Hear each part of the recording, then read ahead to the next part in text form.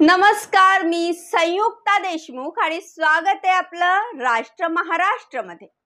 आजच्या स्पेशल रिपोर्टमध्ये आपण पाहणार आहोत की कसे अजित पवारांच्या एनसीपी मध्ये फूट पडली आहे आणि ते एकटे पडत चालले आहेत। अजित पवार त्यांच्या एनसीपी मध्ये आता भगदडीसारखी परिस्थिती निर्माण होताना दिसत आहे।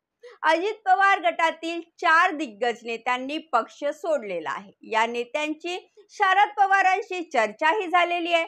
अनेक अन्य नेतेही आपल्या राजीनाम्याची तयारी करतात आणि शरद पवारांच्या इशाऱ्याची वाट पाहत आहेत। एनसीपीच्या पिंपरी चिंचवड विभागात शरद पवारांनी सेंध मारली आहे। एनसीपी अजित गटाच्या पिंपरी चिंचवड विभाग प्रमुख यश साने, माजी नगरसेवक राहुल भोसले आणि पंकज भालेकर यांनी पक्षाचा राजीनामा दिला आहे आणि हे सर्व नेते लवकरच शरद पवारांच्या समोर एनसीपी शरद गटामध्ये सामील होतील।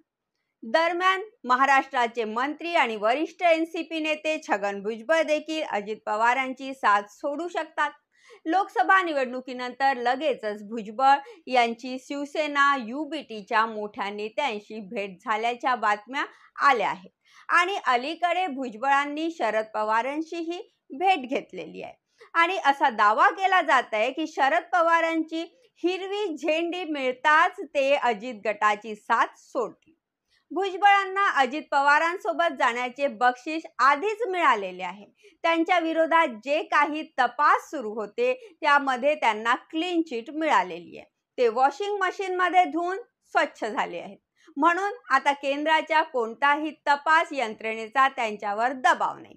अजित पवारांच्या एनसीपी मध्ये फूट आणि त्यांच्या राजकीय अस्तित्वावर आलेले संकट यावर आपल्याला काय वाटते हे आम्हाला खाली कमेंट बॉक्स मध्ये कमेंट करून नक्की सांगा आणि आमच्या चॅनलला सबस्क्राइब करायला विसरू नका। आजच्यासाठी एवढेच, परत भेटू एका नव्या विषयासोबत। तोपर्यंत पाहत रहा राष्ट्र महाराष्ट्र।